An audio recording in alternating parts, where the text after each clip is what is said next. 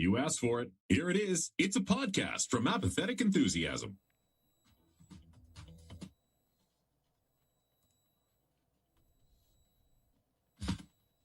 Coming to you live, not from a house or a prison or from the top of a mountain where we crash landed with the rest of our rugby team. No, friends, we're in a vat of acid, and this is Interdimensional RSS, the unofficial Rick and Morty podcast. Hello, everybody. Welcome to the show. My name is Travis. And my name is Brandon. And you know what we forgot to do, Travis? We forgot to put me hosting or sharing the screen so you could hear my sound. Yeah. We're learning things. You want to do it again? You want to try again? Take for the top? No, I don't. No, we'll do it live. Okay. We'll do it live because that's what we do. And really, the real money makers are those audio listeners who are going to get it all cleaned up at the end anyway. That's not true. You guys don't pay for this. This is a free podcast. But we love you all. And this is Interdimensional RSS, the unofficial Rick and Morty podcast. So what? Don't do that. You just ruined the whole screen, you jerks. Oh, stop sharing. Stop doing that. Don't try new things when we're on the show. Okay, we'll do it live. You said it. You said it, not me. I didn't say it. I said not to. I said we'll do it live. I did. Guys, thank you for coming. Thank you for being here. This is the podcast where we talk about Rick and Morty stuff. And we're smack dab in the middle of a fresh crop of episodes. So here we are. We're talking about Rick and Morty, and we're happy to have you here, listening on your favorite podcast device or watching live, as some of you are doing right now. Some of you do. For better or worse. We're talking about the show. You can talk back to us. The way you talk back to us is by following us on social media. You can do that over at twitter.com/RickandMortyPod, facebook.com/RickandMortyPodcast, or send us an email at rickandmortypodcast@gmail.com. We're also at Instagram. Was it Rick and Morty Pod on Instagram? Oh yeah, I think it is. Yeah, we gotta add that. Search for us. We're on the Instas. You can also find us around the web. Rick and Morty podcast. No, it's if you're watching on Twitch, there's a little button in the corner that says the Instagram. You could just click right there. You could just click. Click it anytime. Now, later, anytime. Over on Reddit, rickandmortypodcast.reddit.com, or you can find Brandon and all of his karma over at rickandmorty.reddit.com with those post-show, pre-show, during show, mid-show, and after-show posts. Everywhere there's a show. If there's a show, he's posting about it. And then, of course, all of our episodes over at rickandmortypod.com. Thank you to those of you watching live, both on Twitch, twitch.tv/apatheticenthusiasm, dropping those bits and showing us the love. And then over at youtube.com/apatheticenthusiasm. A lot of new followers, a lot of new subscribers over there. We appreciate you guys. And that is definitely the spot. If you want to catch any of the video versions of these episodes, they are all saved over there on YouTube. So make sure that you're subscribing over there as well. And then thank you to the supporters of this show over at tpublic.com/store/interdimensional-RSS. That's one way to get there, I guess. But that is our TeePublic page where you can find t-shirts with our faces on it. And then, of course, patreon.com/rickandmortypod, where you can support the show directly with your love and your hard-earned money. Brandon, that is it for the must-dos. How the heck are you? How you feeling in that vat of acid over there? I'm doing good. This is what we'd call our bottle episode. So I figure look the part with green screen with zoom capability. And I have a light down there. You can't see it, but to kind of keep the green screen better quality than other folks that you've seen. You're keying up that lighting there. You're really going all out, spending that stimuli checks. That hard-earned cabbage. Well, as we do every time, almost every time, you went back and actually looked at some of our early episodes. Apparently, we didn't do this every time, but for the most part, we like to start the show with semi-pertinent news. I love semi-pertinent news. I want to go to the store and buy that semi-pertinent news. I can get it half off if there is a sale, but if there's not a sale, I will wait until there's a sale, or wait till there's a coupon inside the Winn-Dixie app. Semi-pertinent news. Yeah, always make sure you bring your coupon for semi-pertinent news. Very important. Get 3 stories for the price of 2. Right next to Reader's Digest. It's on bookshelves.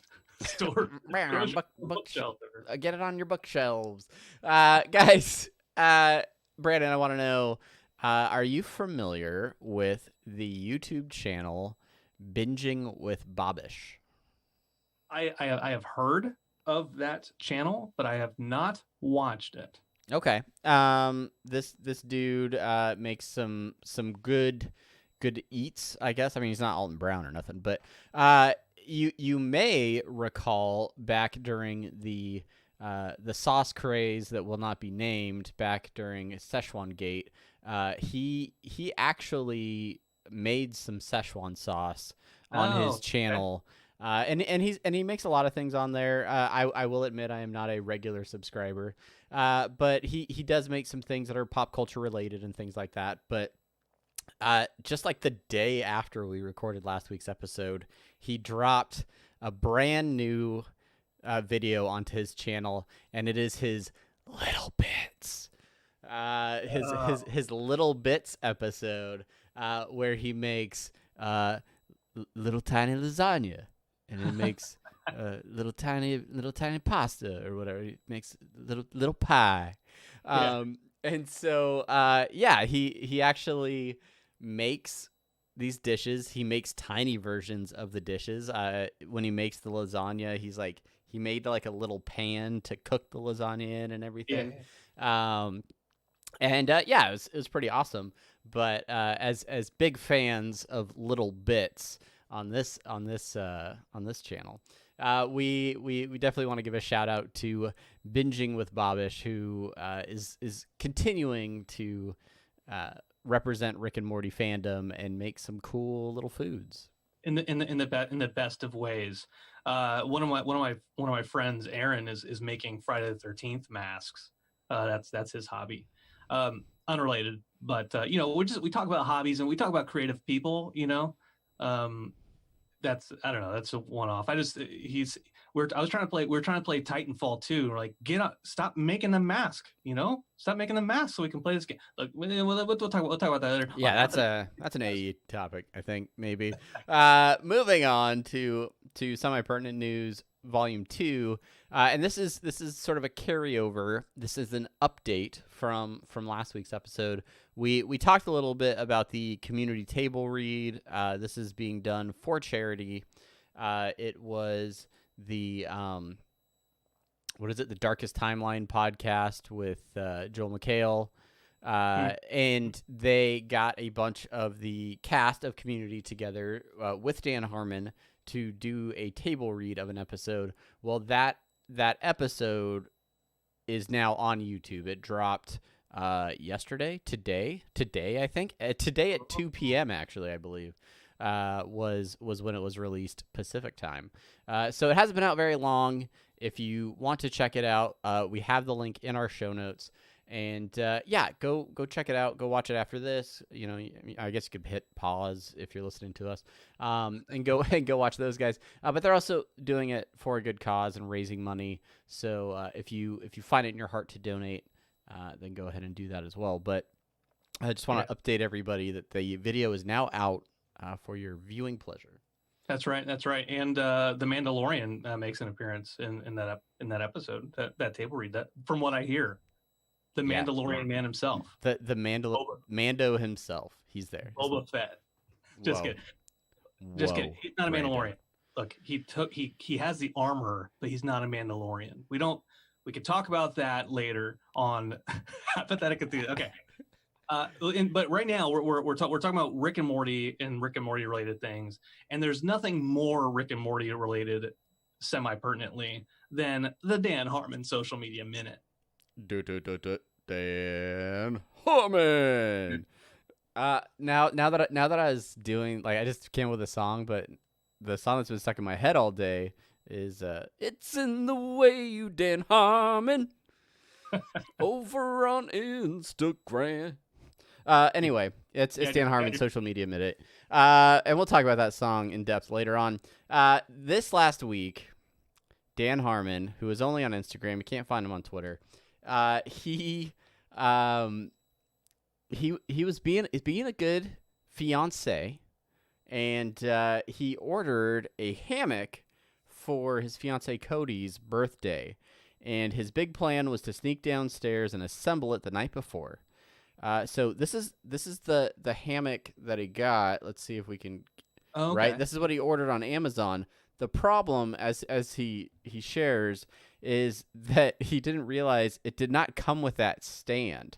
It shows a big wooden arched stand, and as we've discussed at length on this show, Dan is getting very into woodworking.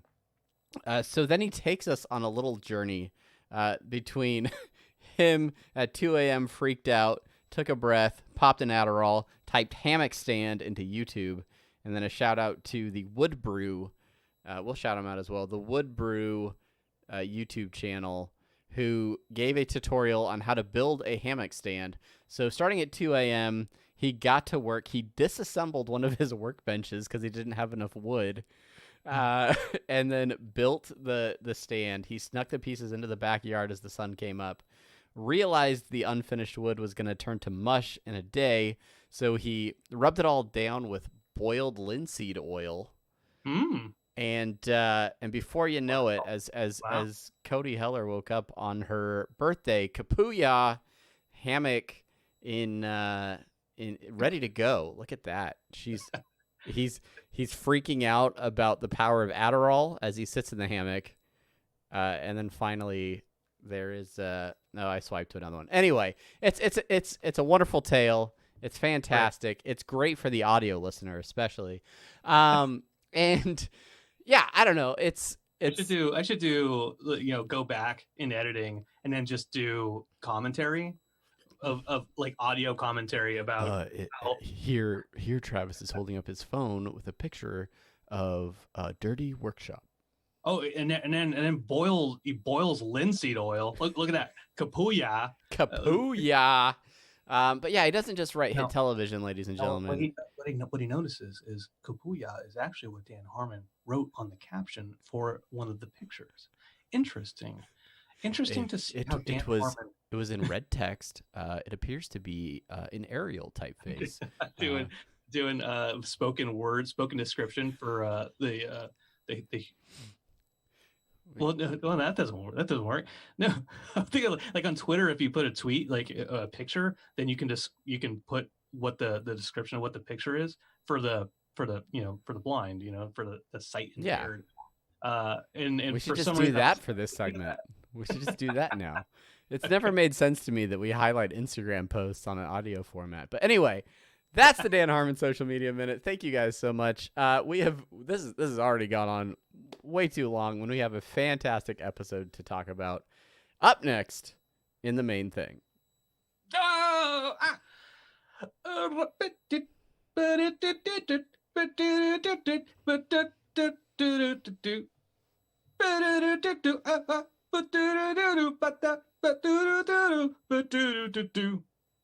It's the main thing. It doesn't get old. It doesn't get old, ladies and gentlemen. At least not for me. Thank you, folks. You made it to the main thing. This is the main part of the episode where we have yet another Rick and Morty episode to talk about. Whoa, shit, Root. Oh, I should catch up. Yeah. Did you not watch it? Not to throw any people that might be watching this podcast live over on Twitch right now, but did you not catch the new episode last night, Brandon? No, that was a Claw and Hoarder special Rickdums Morty, right? Yeah, you totally got it. No, this is of course the Vat of Acid episode, and I'm gonna go out on a limb and dub it an instant classic. This tremendous episode last night. We watched it together via the internet, as we watch pretty much all season 4 episodes. What do we got in the deets for this episode? Let's get after the deets. Obviously, new episode last night, season 4, episode 8, the Vat of Acid episode, aptly named, aired last night, the 5th of May 17th. Written by Jeff Loveness, and also Albro Lundy, who is his first writing credit on the show as the title on the title with Jeff Loveness, and he was featured on the they do like the after show where they talk about behind the scenes stuff, and Albro Lundy was actually part of that pretty heavily. So good, that's good to see. Directed by Jacob Hare, who he's directed 3 other episodes, I think. And also, I want to note that this is the 3rd episode that Jeff Loveness is credited as writing this season. Well, sorry, this second half of the season, and 4th of this season overall. Third in a row. He got the hat trick. Yeah. And the best of the bunch, I might add. But yeah, let's get into the synopsis here. Yeah, every Rick and Morty episode has a very thorough synopsis. We like to think of it as a bronopsis, and this one is the one with the acid vat, bruh. Succinct. So to the point. So direct. What is our synopsis? Our synopsis is just as short and doesn't say nearly as much about the episode as we want it to, but it says, "Don't ever make fun of Rick again." That is it. That's all we got. I'm not sure that you read that beforehand, Travis, but no, I did, and I co-sign it. It's great. All right. Well, let's get into the actual episode. This is what I've noticed the episode in like last night's episode and Primordius. Whereas Primordius, we both watched it initially and we were like, it was okay, and then we watched it again and we're like, oh, okay, no, much better.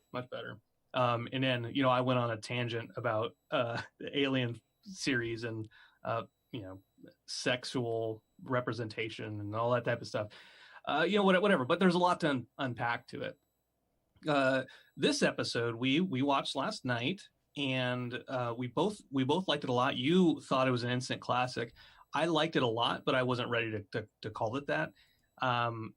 And I watched it again, and there's you folks can't see the show notes that we have here, but we have extensive show notes again, 2nd week in a row. So I don't want to hold that up. Let's get after it, Travis. Well, and it's weird, and maybe like the outline that we've created for our show notes, it will flex a little bit through this conversation, but at face value, this is a very simple episode. It's right down to the title, the Vat of Acid title, and when we were discussing prior to getting like the show notes together, I was like, well, yeah, I'm not exactly sure what we're going to discuss, how this conversation is going to go. And you're like, yeah, there's the parts with the Vat of Acid, and there's like the montage, and that's it. But there's so many layers and so many nods to different things, and an overarching like backstory that's being told throughout it as well that is really interesting. And the first part of that is Rick's need to be right, which ends up really being the overall theme for majority of this episode. Is Rick feels almost infallible. He thinks that anything or any idea that he comes up with is a good idea, and he takes great offense early on when explaining to Morty about the Vat of Acid that Morty is not on board from the get-go. Yeah, and this isn't something that is new to the show. Those types of things. Morty's mind blowers when he loses at checkers. I mean, the whole idea that there's all these memories of Morty one-upping him and him going to great lengths to make sure that Morty isn't one-upping him, right? Mm-hmm, mm-hmm. Other episodes as well. I mean, the heist episode, right? Another great example of like incepting him. I mean, not to prove a point necessarily, but to maintain that superiority over him. Right? And it's almost at this point like you could call it a character flaw that Rick will create some extravagant or over the top completely earth-shattering, dimension, tearing way to, convince Morty to go left instead of right, or like just to make a subtle point. Like he will invent something that rips through different dimensions, so long as in the end he can be like, I told you so, right? Like, yeah. I mean, and kind of compared to that is the note here about then Morty being cockier, right? With Rick actually calling that piece out of like, when did you get so cocky? The night I saw you fail is Morty's response. It's so good. That the little bit where he's like, "Are you dying of dementia?" just so put out by the fact that he was in a vat of jacuzzi Mountain Dew. Right, exactly, and it goes along with something that we've talked about in a few of these other episodes, where we are seeing Morty step up, stand up for himself a little bit more, with Rick, with other people as well, but he certainly doesn't seem like the completely defenseless, pushover, incompetent sort of Morty that we saw very early in the series. He definitely has more agency, I guess. He lets himself stand up to Rick more than he ever did, and doesn't just go along with whatever any of Rick's ideas. Yeah, right. That's been a big part of that throughout this season, even into the season 3 finale, right? With Morty being like, I don't need this picture. I don't need this picture of the president. Just whatever. Being done with it. And I'm interested. A lot of people in Reddit and on Twitter, they kind of instantly jump onto this is how he turns into evil Morty type of theorying again. And maybe it is. We're not here to say yay or nay, right? Yay or nay to that. We've gotten your notes, producers. We're not going to tell you how to write the show anymore. Okay, we get it. We're just going to have fun. But right. and as I read ahead in the show notes to take your credit, this doesn't necessarily seem like an episode that has lasting consequences or really exists at all outside of the episode itself. It does feel like a very self-contained episode, and almost to the point where I've thought about it upon watching it a couple times. Like this almost feels like an episode that you could just hand to someone as a singular episode and be like, here's Rick and Morty. Like this almost brings itself up to a level for me in the candidacy of, like, if I had to show someone one Rick and Morty episode, I would consider this one, because it gets to a lot of who Rick is, who Morty is, and has a lot of the sci-fi rigmarole, but also does it all within the span of about 22 minutes. Yeah. I really like that. And I hadn't considered that. The idea when people who have never seen the show, they've only heard about it, and they've only heard at work that, oh, hey, Travis, you do a podcast about Rick and Morty? Oh, my nephew watched. My kids watch that show. Yeah. Oh, Brandon, Rick and Morty? Is that where is that? What show is that on Nickelodeon? That type of stuff. And then they're like, well, where can I start? And we used to say for the longest time, Me Seeks and Destroy is the prime candidate for a place to start on the series. But as the series continues on and it evolves and it changes into something a little bit different, right? It's changed. It's growing up. It's maybe it's in its teenage years, but there needs to be new episodes that kind of capture the different atmosphere that the show is getting after.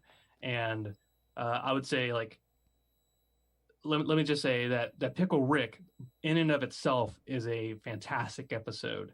And toxicity aside and controversy aside, it is still a really good episode. And I think that would have been a good candidate as well. But for modern Rick and Morty, I think this is the way to do it. Be like, this is where the show is right now. Go back and watch the rest of it. It's just as good. Partially lying, right? Because not all episodes are as great. Yeah, But, I mean, not all episodes are equal, for sure. But that term of like a bottle episode, like, do you think that qualifies for this episode? Do you think, or is it just touching the line? What do you think? Yeah. Well, I put in here about bottle episodes. There's a lot of talk on Reddit about the bottle episode, and as someone who has watched 2 episodes of Community, again, I'm sorry, but there's at least 2 or 3 bottle episodes of Community that I've read about. For example, what is it? Remedial Chaos Theory. I pulled up a link because it was there. But they have bottle episodes. And what I wanted to do real quick for folks who are like, a bottle episode? What the shit? What in the shit are you talking about, Brandon and Travis? And give me some portal guns and nonsense. Come on. I want to do what every amateur speechwriter / public speaker does. What is a bottle episode? Webster's defines bottle episode as an inexpensively produced episode of a television series that is typically confined to one setting.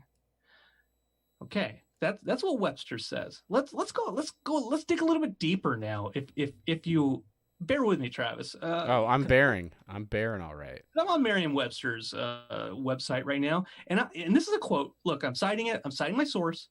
The bottle episode is attributed to The Outer Limits back in 1964, and basically what it was the producer Leslie Stevens was trying to make an episode within 4 days, trying to film it, write it, all that type of stuff within 4 days, and they're like, whoa, you can't do that. But he ended up doing it, and it was only $100,000 at the time. It was the cheapest Outer Limits ever, and he called it the Bottle Show because it was like genie in a bottle. It came out of nowhere. It was magic. Mm-hmm. So anyways, a little bit of backstory on the bottle episode. But for a lot of bottle episodes, they take place in one place. It allows characters to talk to each other and explore their feelings and get a deeper meaning of their interactions with each other. And so the very beginning of this episode, when they're in the vat of acid, and there's conversations going on in the background with the mob boss, and Rick and Morty are just having these kind of silent interactions with each other.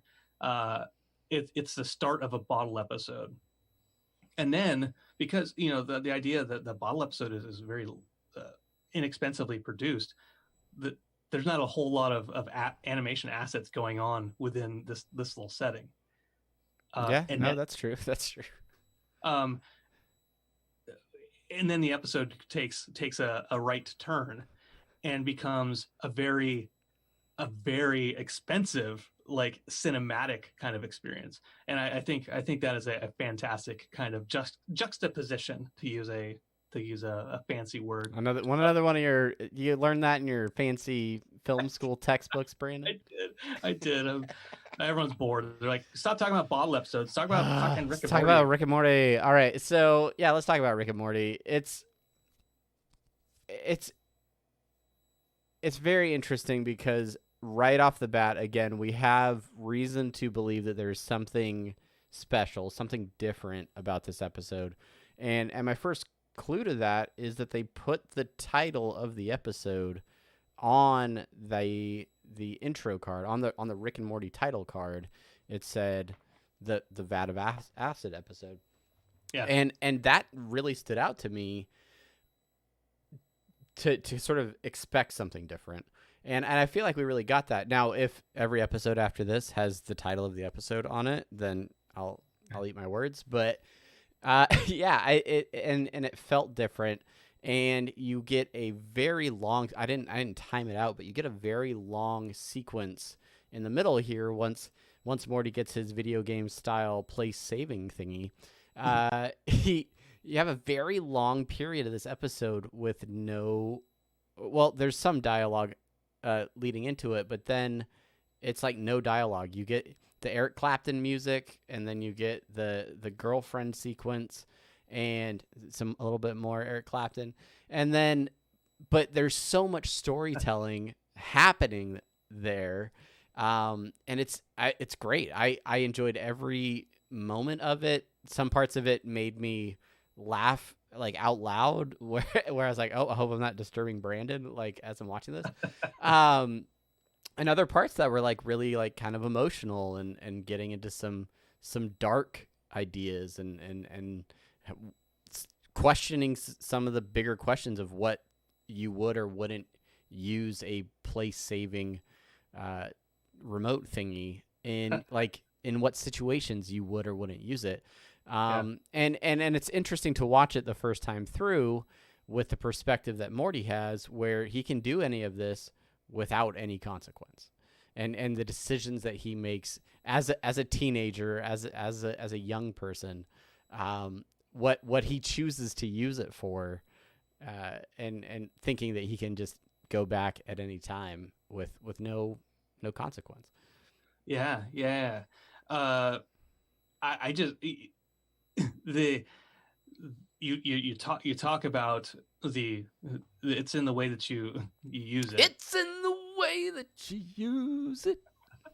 And this very 80s Eric Clapton song being used as montage, and Harmontown fans will obviously go like, yeah, oh, Harmon, it's in the way that you Harmon, and then going into switching into from like this really feel good, oh hey yeah, montage, to then all of a sudden switching to what reminded me, and I haven't watched Up in a long time, but that's exactly what the music reminded me of when it switched to Morty and his girlfriend at first. Yeah, that kind of like playful, like lazy, just life is going just fine. Do do do. Yes. Because Up, for those who haven't watched Up, you don't have to watch the entire movie. The movie's okay, but if you want your fucking heart to be ripped out of your chest, especially if you are married with a loved one, the first 5-10 minutes will wreck you emotionally, and it starts with like that very like very hopeful music, but no matter what, there's that kind of and I not super musically inclined, I am a little bit, but there's a hint of sadness or anticipation within the music that you're like, this isn't going to last forever. Right. We want to, but it might not last forever. And that Pixar impression music that Elder does is just so great. And then oh man, I got to talk about the music because I love it. And then it goes into like that really epic thing when they go on, when they switch from Pixar's Up to Alive, the 90s film based off of a book about the Uruguayan rugby team that crashes in the Andes and then resorts to cannibalism to survive. And it takes a very shocking turn, this montage. Even like changing into that kind of that really survival music, and then coming back to the real brief Pixar hopeful sadness music where he's looking at his girlfriend and being like, oh my god, oh she's crying, she's happy, oh now she's crying, I need to do something about it. It's just so great. And then to go back to it's in the way that you use it, that the way they use the music in that moment, as soon as Jerry hits the button and erases the entire story, and then goes, "It's in the," and he's staring at some poster on the side of a strip club again or something like, and then you see it. He's like tries to explain this whole relationship that they had and gets maced like because he came on too strong. It's amazing. Like, even we talk about presenting this whole episode to someone individually, but just presenting that sequence like is just like, look at this. Like, this could be a short film. Yeah. And again, it's a bottle episode versus such a world sweeping adventure, Pixar type adventure in so many different places. So you mentioned the idea of like consequences of choice, and within, we're talking about like the Alive situation where he keeps looking at the save point controller over and over again periodically through that montage, and he keeps going and putting it away and going for other things, and then him coming back out of that and being like, oh yeah, I learned a lesson, thanks Rick. I just, it's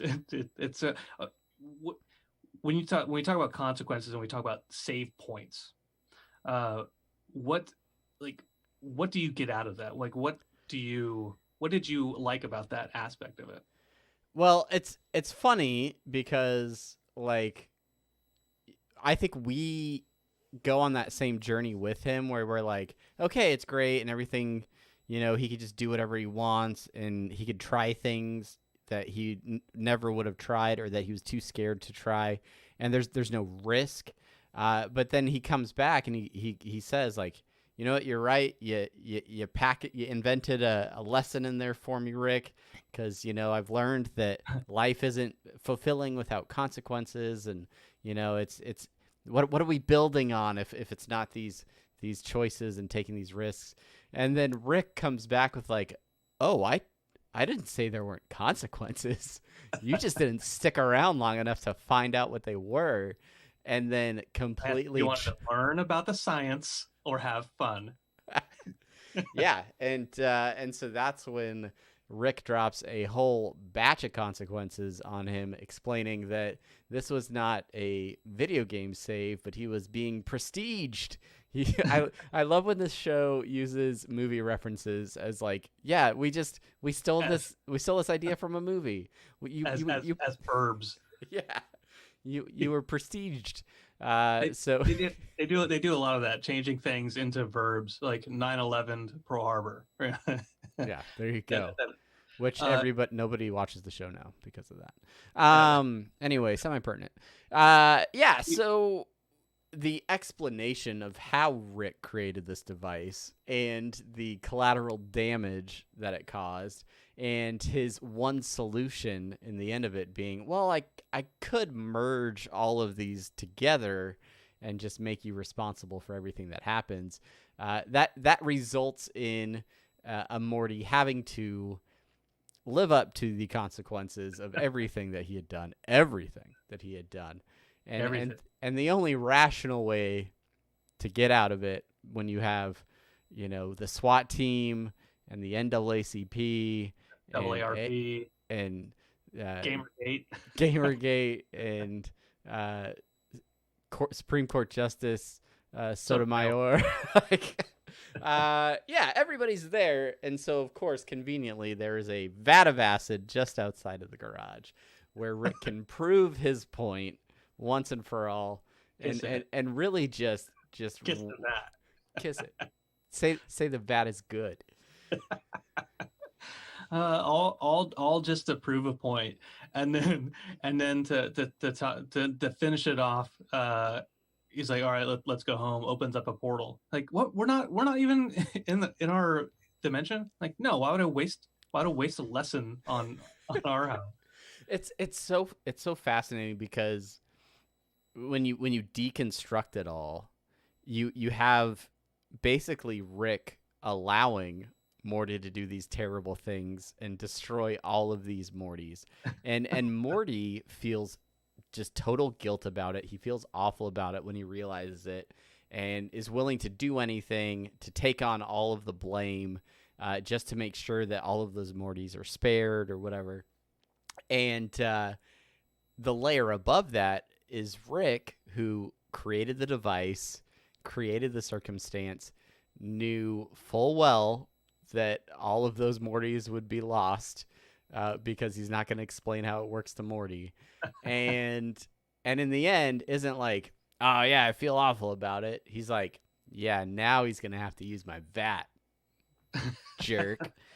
And so it really does highlight sort of the differences between Rick and Morty and how they still react to those sorts of situations and those stakes or those consequences. Yeah. Speaking of consequences, Morty takes on all of these negative things that he's done. He's taken responsibility for it all. And the one thing that he would probably love to take responsibility for sees him as he jumps into the vat of acid, Morty's girlfriend, and that's the most heartbreaking. That is the up moment of the episode, where she sees him die, and she had realized all that time that she had spent with him and all those experiences, and now he's dead. And how much therapy that young woman needs now that she saw the love of her life. And I will say it on first watching, I didn't realize when the girlfriend showed up and then leaves without saying anything that like that was another opportunity for Morty to have that relationship again. And despite all of the other mistakes that he made, that one thing that was, real for him and that he wouldn't trade, he wouldn't go back and reset. It's sort of a fleeting opportunity. That's the tragedy. As he's kissing the acid and about to hop in that hot Mountain Dew. It's such a tragedy. Jeff Loveness, somebody asked Jeff Loveness, like, hey, when are we going to see Morty's girlfriend again? Are we ever going to see Morty's girlfriend again? And Jeff Loveness wrote, never. Very direct. Very direct. Yeah, and maybe that's unsurprising. But I mean that is the real tragedy of it, and you nailed it on the head. Yeah. And as opposed to the like if you're nailing something and you don't you nail like from the side or something, and it kind of bends. Nobody ever wants that. Nobody. Your opinion is bent. I think that's what they mean by get bent. Shit. Hey, we figure something out. Another important part from the end of the episode that I think we need to discuss at length is what is the best part of Rocky Road ice cream? Oh yeah, it's the marshmallows, obviously. Yeah, Morty. Yeah. No, I'm with you. I personally not a fan of Rocky Road in general, but its saving grace is the marshmallows. Yeah, and I like marshmallows well enough, but I really like them in Rocky Road.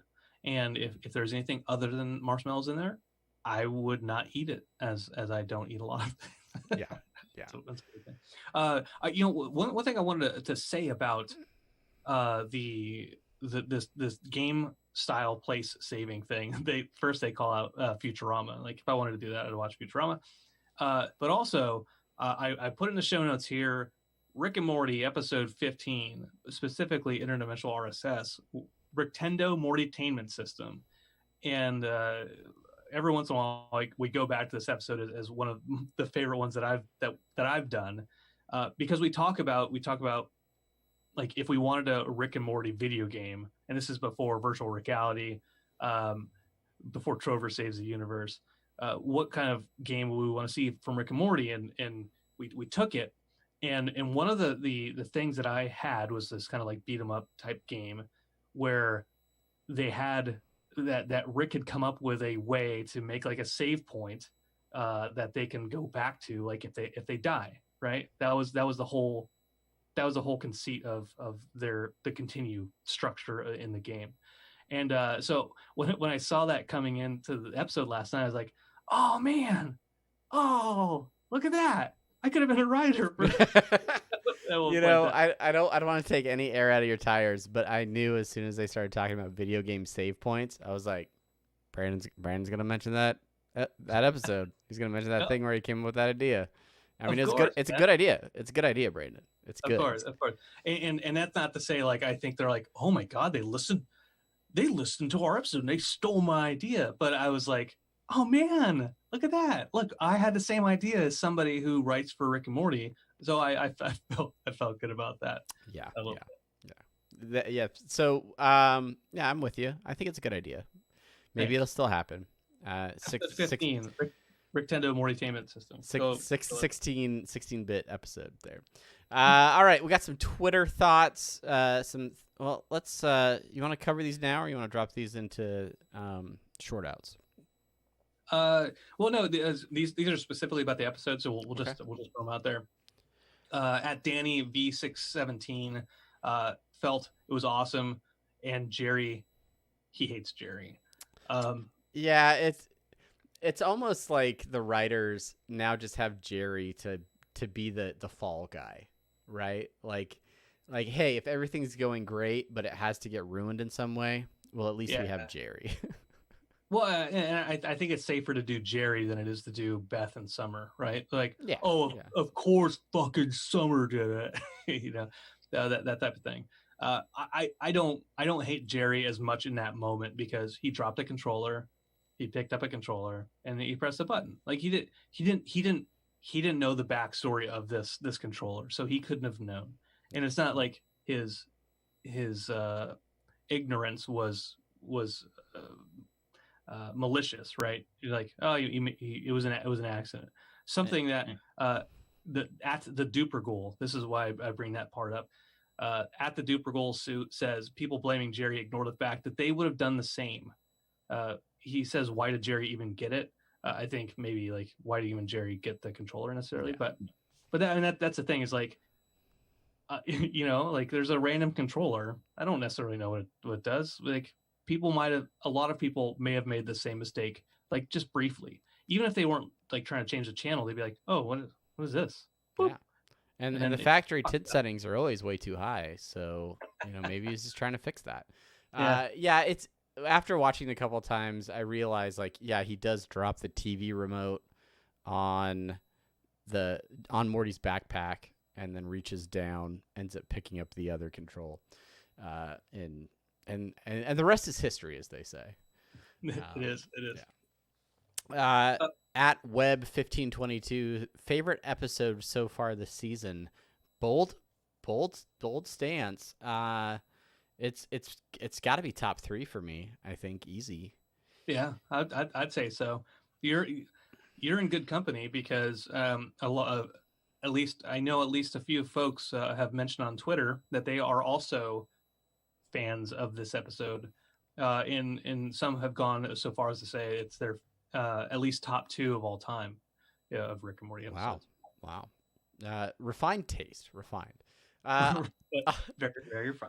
All right, we have a little bit of time left where we can get into some of our favorite bits from this episode, and there are quite a few of them. Lots of these are really quick, just things that we picked up, maybe in the background, maybe a quick little note. But the first thing that I noticed was in the intro to this episode, when Rick almost parks his spaceship and then shows off the self-parking feature. This to me just feels like one of those things that came up in the writer's room where probably a bunch of writers were like, hey, my Tesla can self-park itself now. Oh, it's so cool. Yeah, no, all I do is I push the button, and like they probably talked about it for like 2 hours and like, no, when I hit this one, it will park, but when I do this, it won't. And some writers like, all right, I'm gonna write a joke about self-parking being not that interesting, and Morty's not gonna care about it at all.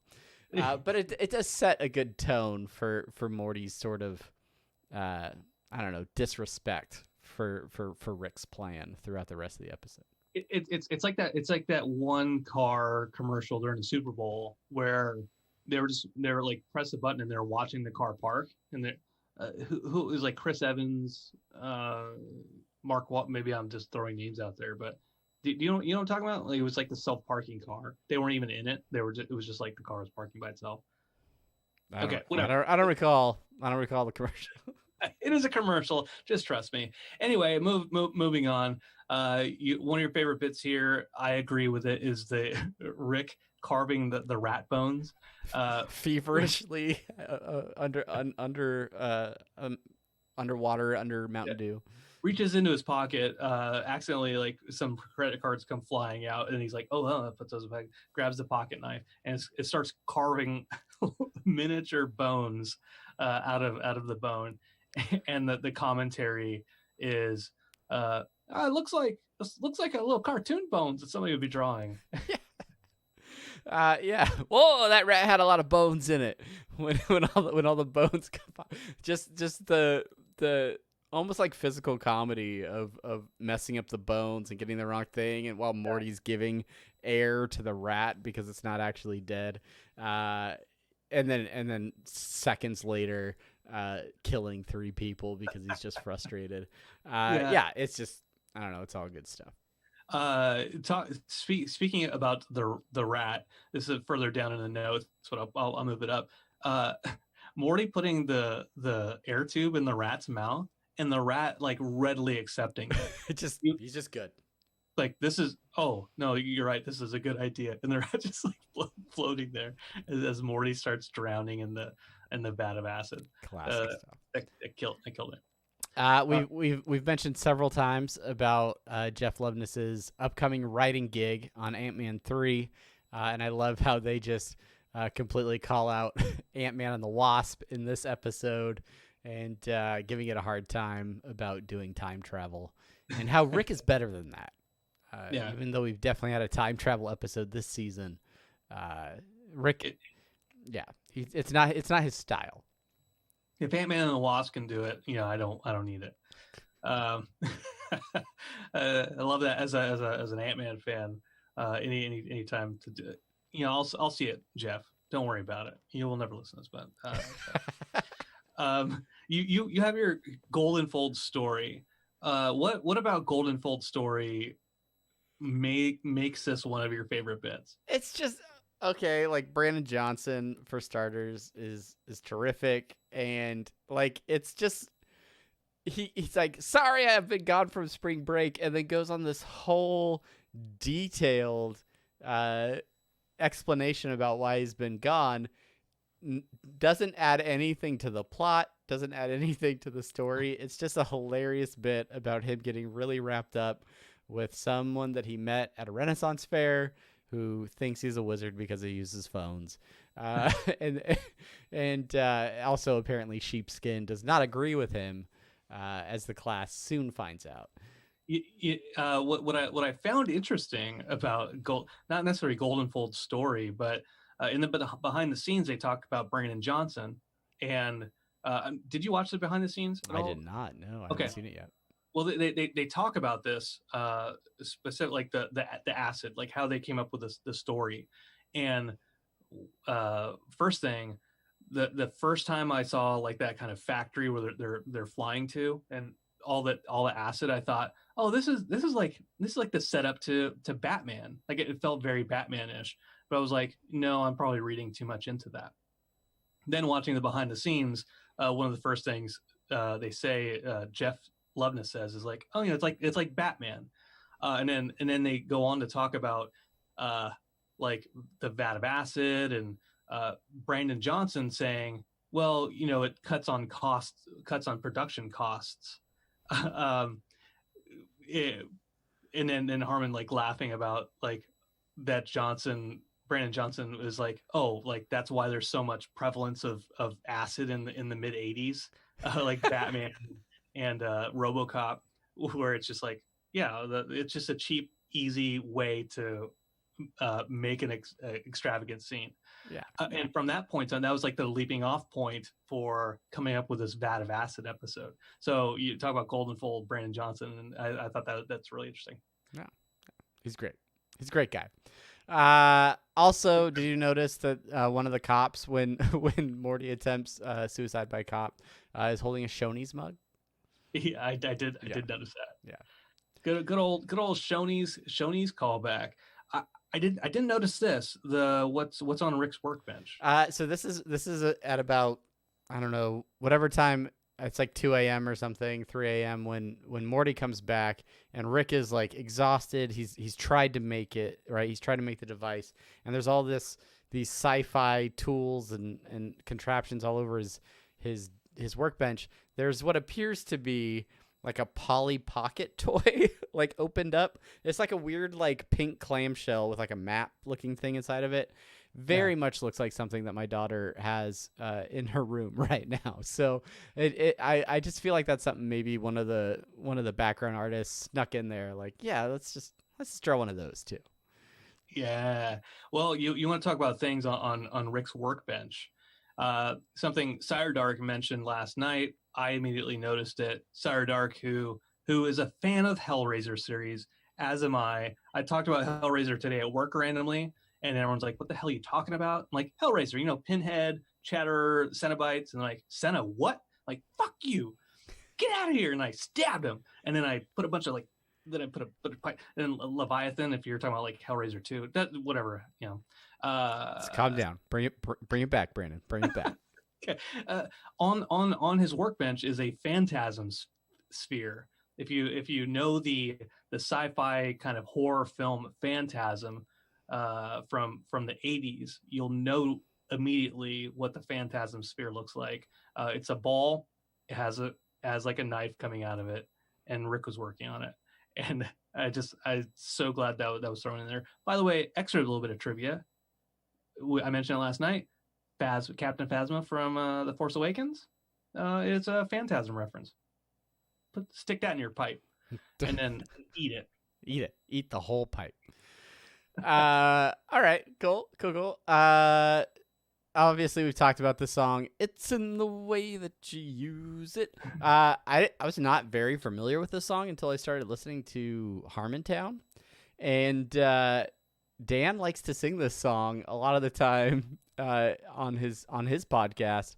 Often when he'll say something witty or say something a little insane, and then he breaks into that song.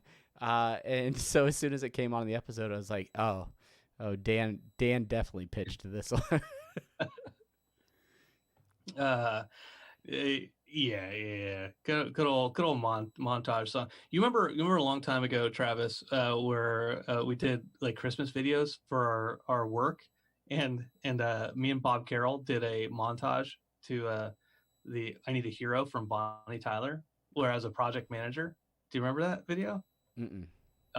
It's great. I put a graph on the thing, and it said it was a pie chart, and it said work, and then it said me, and it had the like 98% of it, and it was you with the extra 2%. And I like slammed on. I was like, 90%. Okay. Well, anyways, okay. Speaking of pointing to myself, when they're in the Alive montage portion of the montage, and Morty finally gets back to the reset switch / his phone, and he dials 911 with his nasty ass frostbite hand. When he dials 911, and I cracked up at it again when I watched it with my wife.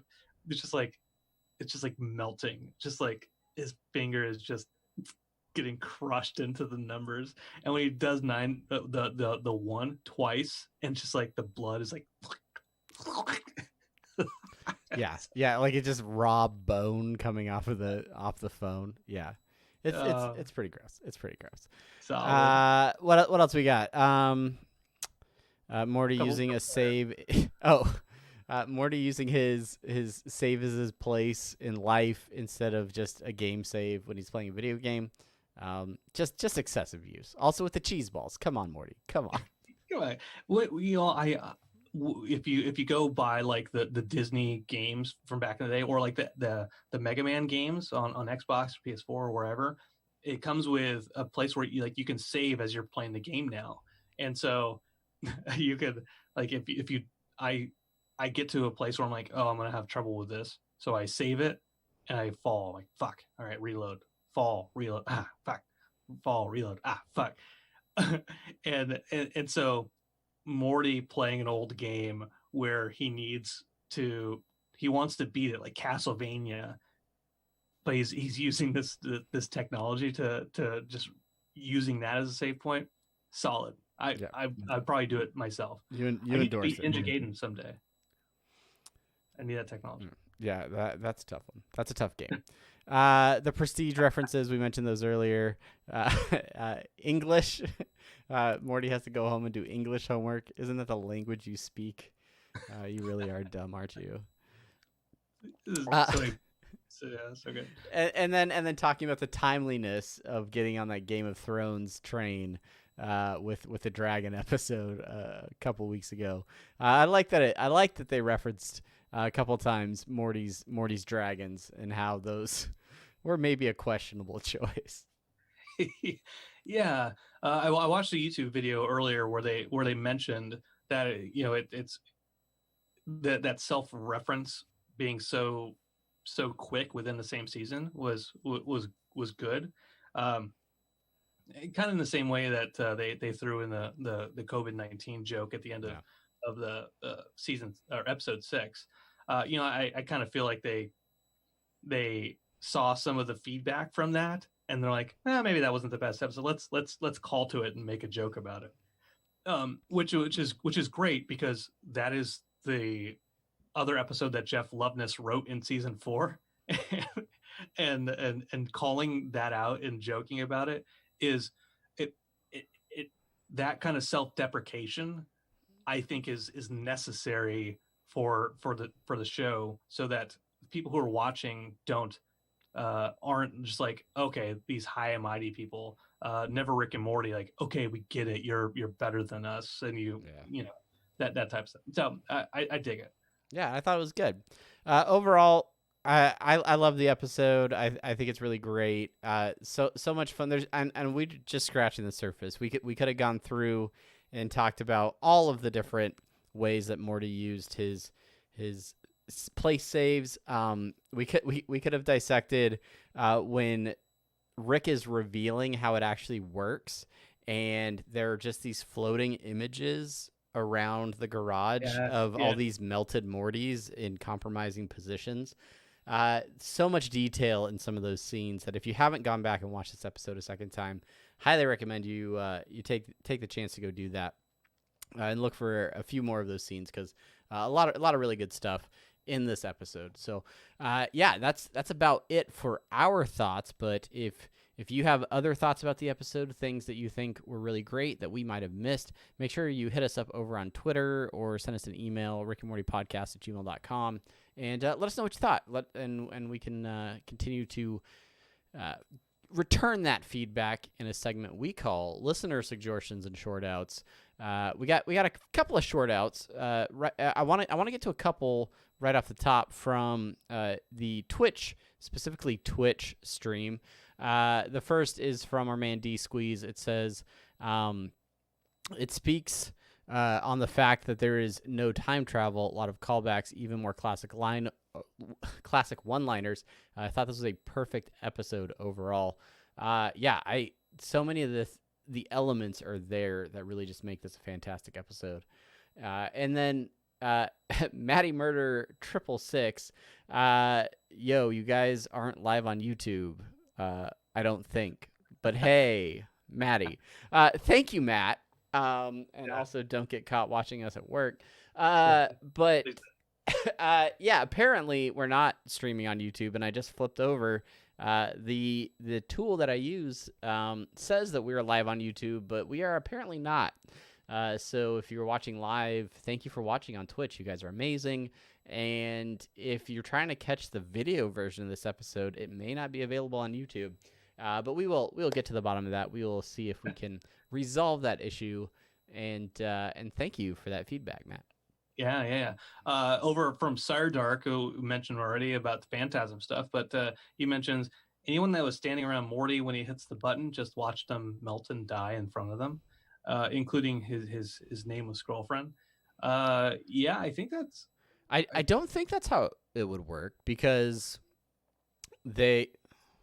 Is it so instantaneous that it's just or is there like a buffer like a buffer period where it's like it pauses, everyone pauses because everybody's reaction is the same Like, because the reason they melt that Morty is to get it out of the way so that the other Morty can appear in that place, right? Yeah. So they just see that maybe puff of pink, and then Morty's there. Yeah, and that puff of pink is, even though it looks like a puff to the normal eye, the untrained eye. If you were to slow it down, you would see that Morty B is melting away, and Morty A is appearing in that spot. Yeah. I think that covers it. I think we nailed it. We're so good at this, Brandon. Yeah, we are.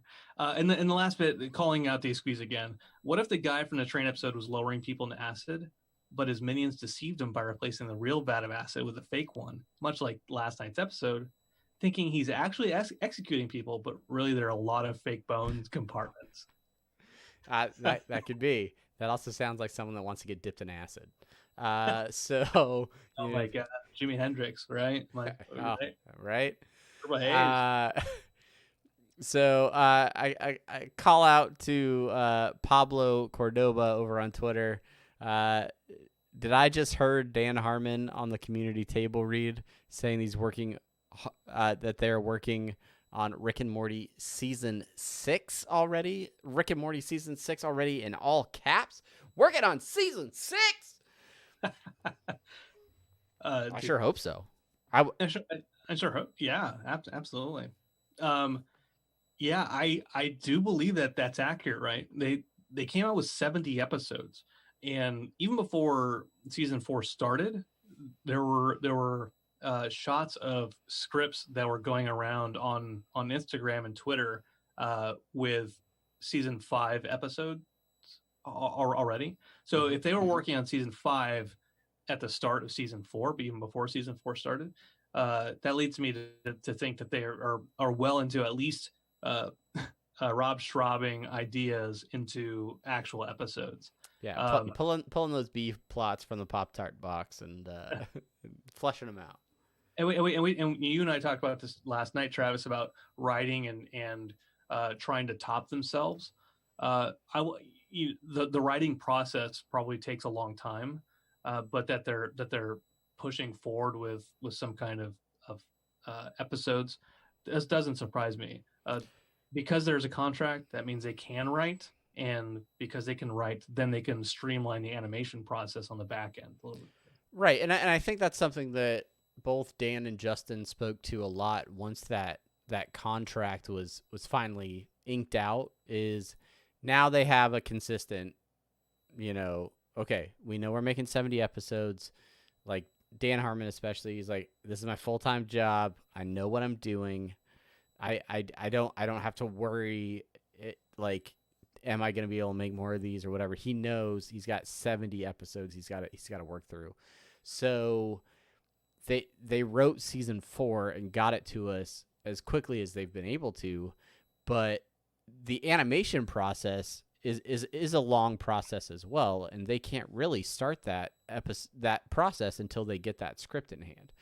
But they don't have to stop writing scripts once they hand the first batch over to the animation team. And so I remember seeing season 5 stuff being worked last year, I think.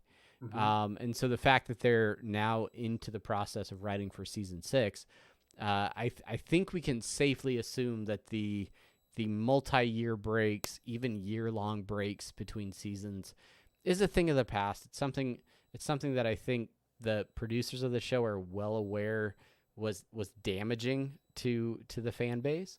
And I think they're obviously going to try and make as many quality episodes without sacrificing on quality, right? They want to get them to us as quickly as possible without making them bad. Like they don't want to half-ass it, right? So I could see them definitely working on 6 in the writing process while season 5 is still being worked from an animation and other post-production sort of situation.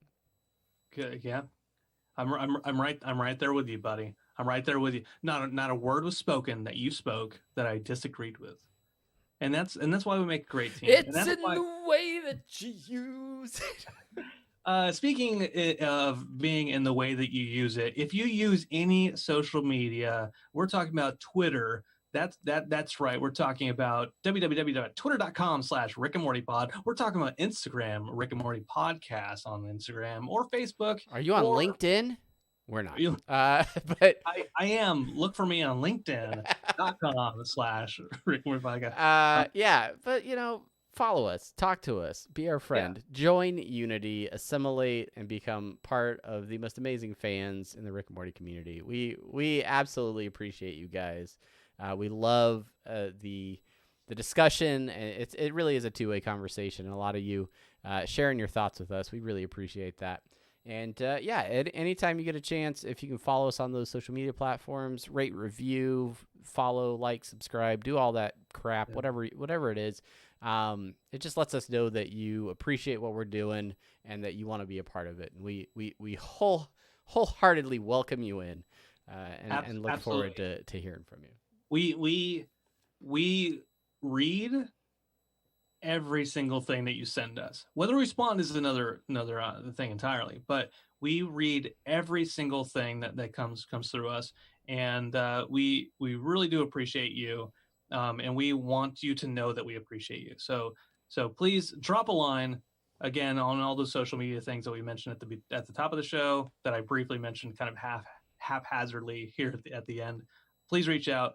We love you. And we can't wait to watch 2 more episodes of this season with you. That's right, 2. It's going to lead us to our 100th episode, which maybe we'll do something special. Maybe we'll save that for the 101th. 101th? Get out of here, Brandon. You're drunk. Shit, I am. Yeah. All right. We're gonna close out this audio portion now and head over to our live only post show time. So if you wanna be part of the post show, make sure you're hanging out Monday nights, 9 p.m. Eastern. And thank you guys so much for listening. And until next time, I'm Travis. I'm Brandon, and thank you for listening. And for those who are on Twitch, you might be listening and be like, "Whoa, this sounds like shit. This music, so shitty." Well, it's because I'm not sharing my screen and my audio. Yeah, we'll work on it. We're trying new things, guys. We're trying new things. But I have to wait till the song ends because it's part of the recording. Okay. All right. Well, the song's over now. The song's over. It's just us now. It's just us guys, and it's just us on Twitch. Because I don't know why the heck YouTube's not working. And now I got something else I gotta figure out. Yeah, you do. What's going on, guys? What's going on? This. I wonder why it's not working, man. And if because I noticed we only had like 7 to 9 folks inside the inside the stream, and at first I was like, oh well, it makes sense. The season's almost over and we suck, so people just want to start. They'll stop watching us. But no, Maddie, thank you for bringing it to our attention. And YouTube was broken last night too. What is going? Do we have to re-authenticate, Travis? I might have to mess with. We use a platform called Restream. You guys are familiar with Restream. He usually shows up in the form of a Restream bot, duplicating all of your comments in the thread all night. It's annoying. It's something that I should look into, but I don't. But that allows us to stream to multiple platforms at the same time, and for some reason, it's not doing that. So, I'll do a little bit of digging, check it out, see what's going on. Yeah, that's odd. That's odd. By the way, tonight we talked about bottle episodes. If you're around for that conversation, excellent. If you stayed through that conversation, thank you as well. Yeah, I try not to be too like amateur academic, right, with that type of stuff, but I think it's cool. The nerd, the glasses part of me thinks it's cool to bring that stuff up, but I'm bringing it back up right now because in looking at bottle episodes and kind of history of bottle episodes, there's an article over on filmschoolrejects.com, best bottle TV episodes. They talk about Friends. There's 2 community episodes on there. I think there's an ER episode on there, and then the number one episode is an episode of Mad Men called The Suitcase. But yeah, I'll put that link out there for you guys if you're interested. If you're like, okay, Brandon's now linking a website called Film School Rejects. Okay, we get it. Yeah. If That's basically you, right? To a degree. It is to a I didn't get my degree. Yeah. Hey. Hey. They want to know what's in the can, Brandon. Oh, what's in? Who said that? Who said that? D Squeeze want to know. Ooh, I'm drinking some Arrogant Bastard. What's in the can, man? I got it's a Elysian, Contact Hazy IPA, and I don't actually know what a hazy IPA is. Maybe because like when I pour it, it's hazy. I don't know. It's probably unfiltered. I'm gonna look that up right now. What? Let's look it up right now. What is a hazy IPA? Oh, wait. Okay. Hazy IPAs are better known for their tropical, juicy hop flavor, aroma, and smooth mouthfeel. You know what word I don't like, Travis? Mouthfeel? Mouthfeel. Some people don't like slice. People are like, oh, don't say slice. The word moist? Moist is a good one. Mouthfeel is... It doesn't give me shivers or anything like that. I'm just like, what does that mean? Is that like when you're drinking like pineapple juice and like it's like the acidity is making your tongue kind of like feel melty? Or I mean, what does that mean? You define it for me, Travis. I think it's how it feels in your mouth. Like sometimes the weight of something or like the texture. Does it have a like a smoother mouthfeel? Does it feel crisp? Does it feel like it sits there for a minute? This is why I'm a poor taste tester. Does it smell like tennis balls? It probably doesn't help that it's in the can, right? This is not the way that the taste test beer. It smells hoppy. It smells a little citrusy. Yeah. Tannins. It's them hops. That the fragrant aroma of them hops. So yeah, that's what Brandon's drinking. Yeah. Mouthfeel equals how it feels in your mouth. Exactly, Matt. Exactly. Thank you, Matt. What do you drink? This is a Boston Lager that I had at the back of my mini fridge that I was like, I should probably get rid of that. Still fresh, according to is that the Sam Adams double IPA I left in your fridge years ago? Over a decade ago? No, that got consumed many moons ago. Huh. Now we drink IPAs like it's nobody's business, but back then, not our thing. Yeah. So what else is going on, guys? Let us know. Let us know what you're into. This is almost like the apathetic enthusiasm portion of our show because we're going through AE withdrawals. In an Animal Crossing update, I have now purchased the game a second time. Because my kids started playing it and I wanted to be able to play with them. And so in order to do that, I bought the game a second time so they could play on the Switch. I play on my Nintendo Lite. And I literally had to write a schedule yesterday so that they could take turns without fighting over who gets to play the casual, laid-back game that is Animal Crossing. So yeah, and most of their play involves them asking me to open my gate so they can come on my island because I have a better store and better stuff available so that they can use my Nook's Cranny and Abel's Sisters store for their shopping needs. Yeah. Hey, Animal Crossing, right? Am I right? Are you right? What are the turnip prices looking like, Brandon? They were at 141 this morning, and this afternoon they were like 71. Like I sold half of my stock this morning. Really? Yeah. You're like, just get out early. You're like, it's up.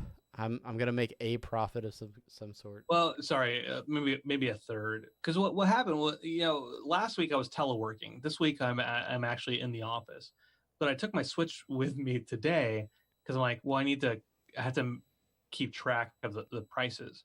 And this last night we watched the show, and then we stayed up late. And because I started drinking coffee at 8:30 or so.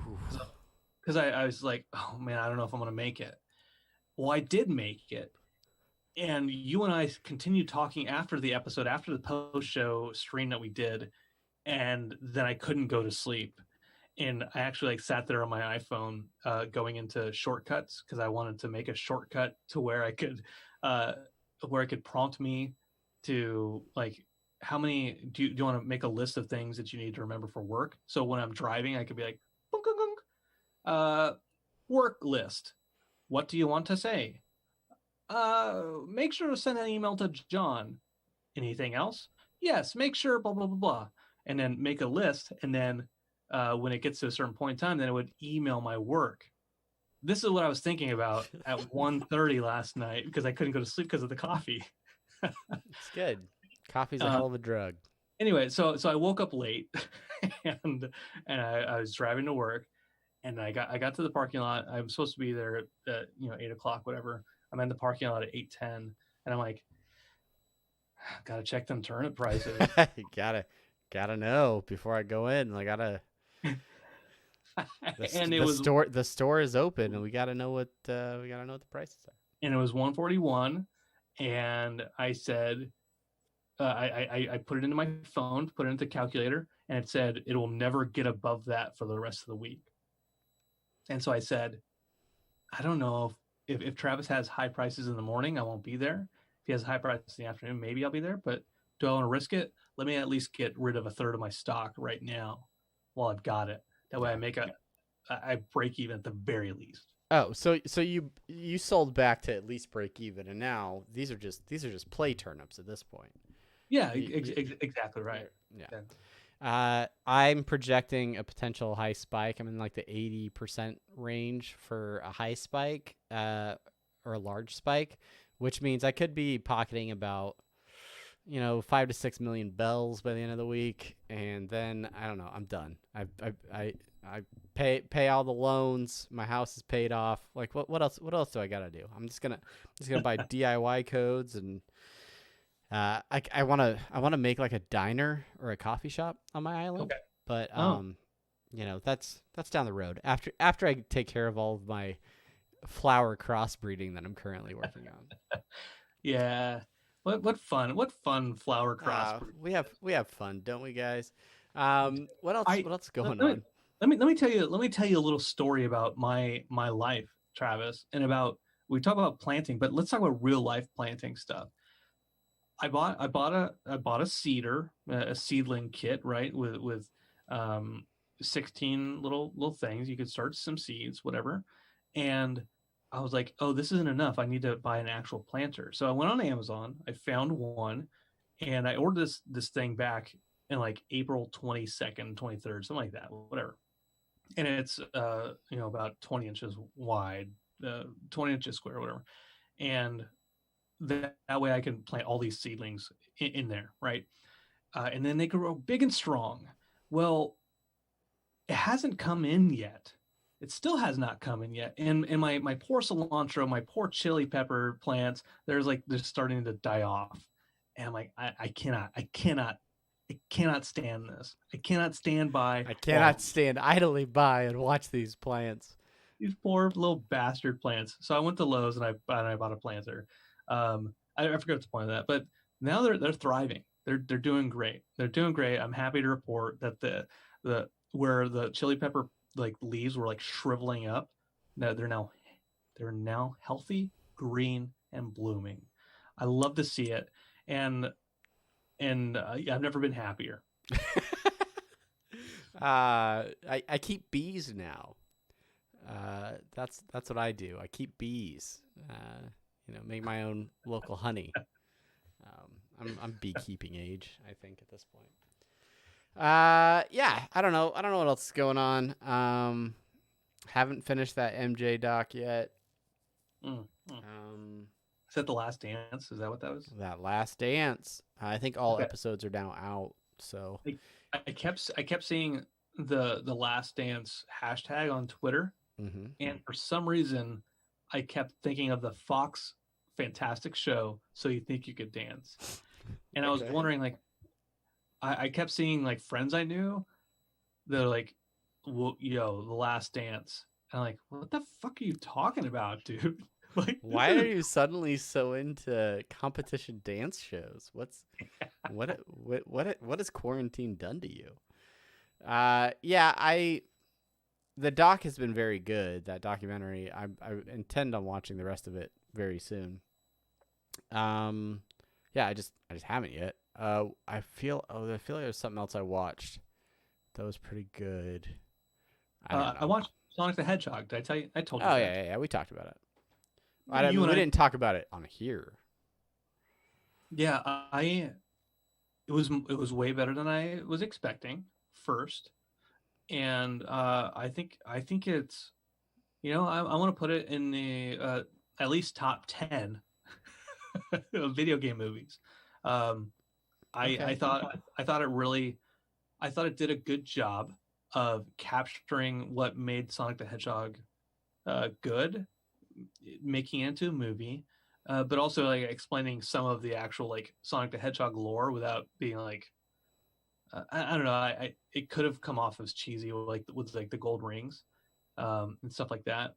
But it ended up being good, with callbacks to like Knuckles and some other Sonic the Hedgehog stuff. And I realized just how attached to Sonic the Hedgehog as a series I was after watching it, because I teared up at like random like nostalgia times when I'm like, oh, Green Hill Zone, like, oh, like they did a good job of that. Oh my god, oh, and like Gotta Go Fast and just weird stuff like that. Yeah, I thought it was good. I didn't pay as much attention to it as I maybe could have, and while I was watching it. So I don't know if I gave it like its justice, but I definitely think it was better than it would have been if they'd kept that really creepy 3D model of Sonic that they were originally intending to use, because that was no good. And then I also, I mean, I don't want to be the guy that's like, oh, Jim Carrey overacts, because I grew up loving Jim Carrey. But there's some stuff in there where I'm just like, okay, Jim, like, wow. I don't know. When he first comes on the screen, the first maybe like 2 times we see him, I fully admit that I'm like, oh, okay, there it is. There's look, it's same way I feel about Adam Sandler albums and Adam Sandler shtick now. Like, Yeah. I'm a little past that type of humor, but Jim Carrey, I think in the end, it started to work for me. I've officially changed us to our apathetic enthusiasm background, because it just feels like the right thing to do, guys. It just this feels right. Yeah, and it's funny because I was just about to go back to Rick and Morty, because they're talking about the B plots and how there's a distinct lack of them in the season. The beauty of it is I can change on the fly now. So, oh damn. So say something about Rick and Morty. Rick and Morty. There you go. See, it's done. Wait, apathetic enthusiasm. Oh, he's gonna put me through the ringer now. I won't do it too quickly. Okay. Oh shit. Okay. Let's not talk about apathetic enthusiasm anymore. Let's talk about Rick and Morty again. Okay. Yeah. It's a good show. All right. Let's talk about those B plots. I mentioned here in the comments that I'm confusing the entire chat on Twitch. They're like, "What show am I watching?" The family's coming back based off of the preview for next week, and yeah, I wonder what I mean. I wonder what we'll see. Well, what we do know is that based off the trailer going into the second half of season 4, there's only really one scene that that we haven't seen yet, and that's like Jerry going through the tubes, right? Yeah. Yeah, and this is this new clip for next week. It still doesn't tell us a whole lot. We know that the family's together. Apparently at least Jerry thinks they're on vacation together. Yeah, and then there's some weird like Gumby type Ricks being, spouted from a volcano or something. But yeah, other than that, we don't know a whole lot about what's coming up. But it is good to see the Smith family together as a family and all doing something together. And I'm excited to see what the writers and the entire team has come up with for next week. Looking back at season 4 so far, there haven't been a whole lot of like the entire family episode. Like Wedding Squanchers, there was a that the whole family's involved in that. Yeah. All for the most part, like even though there may be like minor B plots, they're still serving the main plot. Right. There's not a whole lot of that. Like everything is kind of disparate. Like even with the app episode, Beth and Summer are like off doing their own thing. Jerry's doing his own thing. Yeah. And Rick and Morty doing their own thing. There hasn't, other than the like breakfast table, dinner table conversations, they're not a unit. They're not acting as a unit, a G unit. Yeah. I find it interesting though with how many B plots and how much screen time Beth and Jerry's relationship has gotten over 3 seasons. They have completely like avoided that in season 4, and that's fine. It works. It's not. I don't have a problem with it. But I find it interesting that it is a noticeable change from earlier episodes where they would almost carry the show, and sometimes the adventures that Rick and Morty were on almost feels like the B plot compared to some of the things that they're going through. Yeah. It's time for you to do some crappy improv about. One of us has. I guess we both do crappy improv, and oh no. One of us has to return a defective aardvark to the other. Oh, that's what that. That's what that was. I was looking at what Sardark wrote, and because I don't have like the Twitch rewards kind of dashboard up, Okay. I was like, I'm gonna ignore that because I don't actually know what he's asking about. Excuse me, sir. Are you open? Yes, absolutely. We're open. Good, because I have to speak to a manager. Are you a manager, sir? I'm not a manager, but I am the assistant manager, which is that's Jim. good Jim enough. It's good enough for me. It's almost as good as this aardvark that you sold me not a fortnight ago, and it is clearly defective. Did I sell that to you? Because last time I checked, my Jim the manager, he told me specifically do not sell aardvarks, and so no. In fact, I believe it was Jim who sold it. He said I'm going to get a lot of commission off of the sale of this aardvark, and my assistant manager will never be the wiser. In fact, I get all of the aardvark commission. He never gets any of it. Wait, and Jim said that. Oh yes, he had a name tag and everything. It said GYM right there on the name tag. I never forget. I never forget a name tag, sir. GYM, my Jim. Wait, okay. I'm sir. I know you're frustrated. I know you have a defective aardvark. I get that.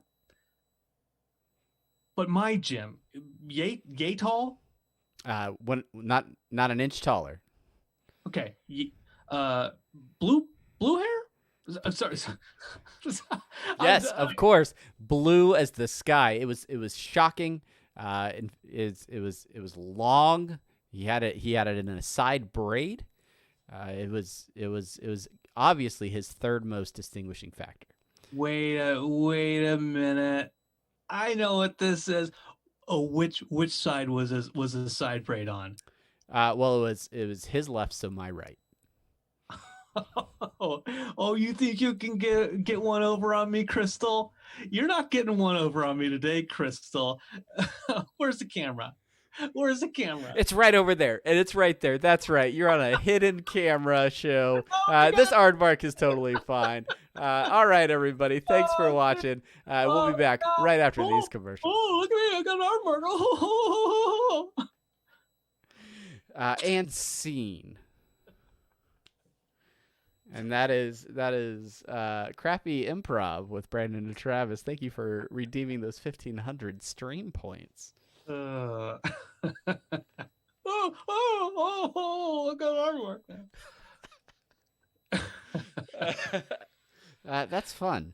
That's fun. Thank you. Thank you for your applause. Thank you. It's fun. You know, it's very, very nerve-wracking when you're expected to do improv when you're not a professional improv performer. Yeah. It's like doing comedy sports. You did comedy sports, right? No, I didn't. And neither did I, because I never felt like I was good enough for improv, because I always felt like I would just go instantly to like references of movies or TV or whatever. Yeah. I'm just glad I didn't come in and say, this is a dead aardvark.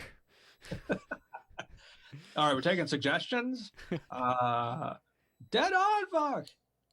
Again. Right, okay. Dead aardvarks. This aardvark is clearly deceased. This aardvark is no more. Excuse me, sir. Is that a dead aardvark in your hand? We have fun. We have fun, you guys. All right. Well, yeah, I don't know. What else? That aardvark stinks a little bit.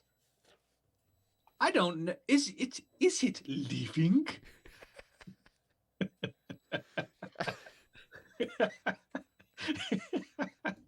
Is it living? Is it a dead aardvark? Stupid. Hey, thanks, Sarah, for spending your hard-earned watching us points on watching us some more. It's in the way that you use it. Yeah, somebody figure out why YouTube doesn't work. I guess that somebody will probably be me.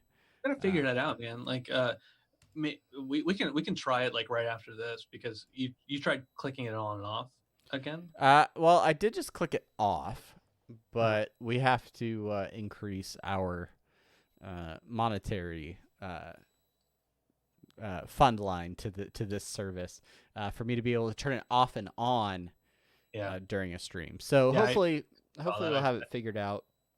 Maybe we'll do a random stream this week, a game or something, just so I can test out why our streaming stuff isn't working as it's intended. We'll get that sorted for you guys, and I apologize. We'll get it sorted. Yeah, everybody knows it. We're gonna figure it out. Don't worry. We're not sorted. We're semi-professional amateurs.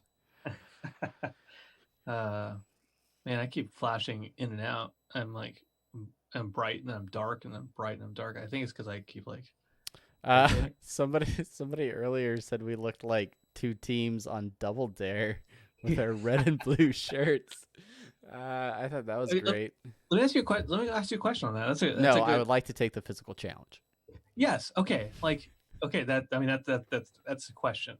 If you're watching, first, thank you. Second, answer this question. Why would anybody not take the physical challenge? That's the whole point. You go on Double Dare, right? Well, if you know the answer, why give a shit if you know the answer? You go on there for the physical challenge. Well, no, you go on there for like the Huffy bicycle and the Skechers and all those fabulous prizes that you get. In the not true. You're the kind of person that goes on Legends of the Hidden Temple. I want to get to space camp. Okay, I want to fail on the first first obstacle was like where they like crossed the river with the ropes. Yeah. And you have all the teams. All right, we're gonna time you. You have, all right. Yeah, this is random challenge, for Brandon. What is this? I'm What is making it. I'm making up a game right now. Okay. Yes. So I'm gonna give you 30 seconds. All right. Okay. So we're gonna put 30 seconds on the clock. In 30 30 seconds, I want you to name as many teams from Legends of the Hidden Temple as you can.